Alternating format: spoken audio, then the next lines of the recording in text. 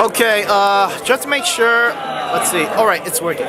This is Jonathan Tung, and I am here with the creator of Divekick. Hi. What's your name again? Keits. Keits. Adam Hart is my real name. Adam Hart. Last name's H-E-A-R-T. Okay, and you are the supposed creator of Divekick, which is a two-button fighting game that you are showcasing here at NorCal Regionals. Is that correct? Correct. Now I have a couple. Now I'm going to ask you a couple questions about the community as a whole. So yeah, hope you could bear with me for a while. Sure.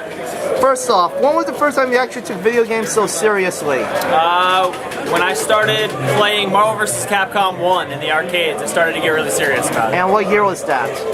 1997-ish, 96 probably, actually. Okay. Can you currently describe your current game you're working on, Divekick? What is that? Divekick is a two-button fighting game with no joystick, where all you do is dive and kick. First hit wins. And what was the inspiration behind Divekick? It was a late-night joke that turned into a really fun game. Can you explain to me the joke?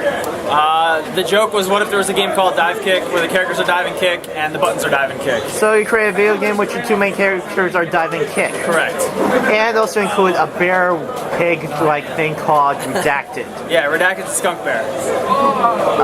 Was that supposed to be a parody of Man Bear Pig by any chance? Say it again? Was that supposed to be a parody of Man Bear Pig? No. Okay, now what do you think makes a good fighting game as a whole, in particular? A good fighting game is a game that lets players feel powerful while trying to dominate their opponent. And you believe Divekick is one of those types of games? I do. Okay, besides winning, what is your goal every time you play fighting games? My goal when I play a fighting game is kind of sadistic. I want to make my opponent miserable. I want them to feel like they can't do anything. So that way you could just make them look as if they're totally down in the dumps, so to speak. Yeah. Okay, I want to take away all your options so you don't even get to play. I see.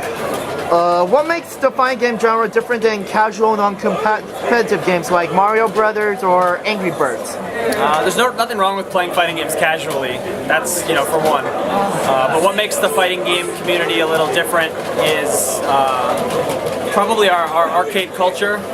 And a lot of people are doing competition these days, but they're doing it online. And fighting game players still want to come out to public events and play with each other in person.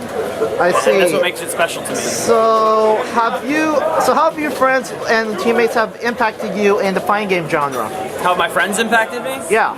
I've made a lot of lifelong friends playing fighting games. Some of the most important people in my life I met through fighting games, so it's definitely been a core element of my life for the last 20 years. Would that include like professionals, like maybe Justin Wong or something? Yeah, absolutely. I see. Do you label yourself, or at least classify yourself as a hardcore gamer of some kind? Yes, I do. You do? So how would you label someone else as a hardcore gamer? I think a hardcore gamer isn't about playing a lot, it's about playing very seriously. I think hardcore gamers are people who sit down in a game and try to find a way to break it and win and be the best, whereas a casual player is interested in just that moment of fun. Okay, and the next question is, how have your parents reacted to your current, spending large amounts of time playing video games? They're very supportive, but I'm an adult, so I do what I want. And how has society in general reacted to you spending large amounts of time playing video games? I've made it into a career, so it's been pretty positive. A much popular one, in fact. So, a much popular one, as I can see, in fact. So, yeah. So, now about returning to the subject about Divekick,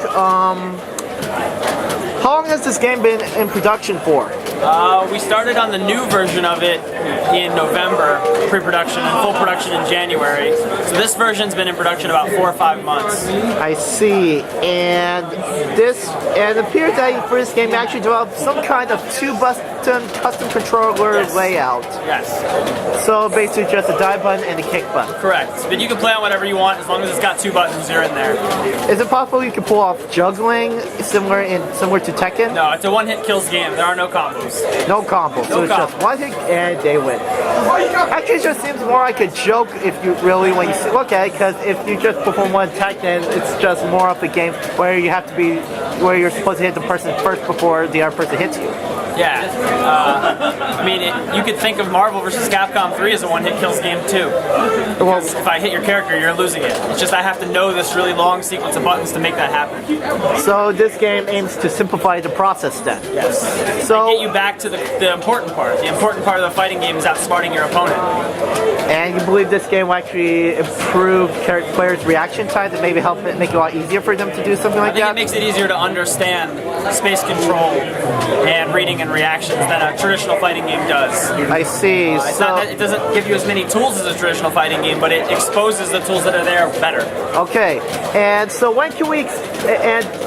Currently we know that Divekick is going to be released on the PlayStation 3 and Vita and PC. Vita and PC. Do you have any plans on like releasing on other consoles, like maybe the iOS platform? If our first Xbox release goes 360? well, we will look at other platforms.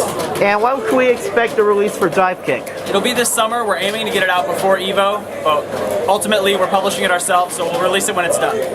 Also, and speaking of self-publishing, what's your current opinion in regards to the PlayStation 4? The PlayStation 4 looks amazing. I'm actually really excited for it. Especially the share button. The share button is brilliant. And do you guys have any plans on like maybe developing, porting Divekick to the PlayStation 4? We don't have any plans for that now because we got to focus on what we're doing. But like I said, once this is released, we can figure out if we want to do anything else. Well, it was nice talking with you, dude, and I'm glad you could appear in this documentary for me. So yeah, thanks. Yeah, thanks.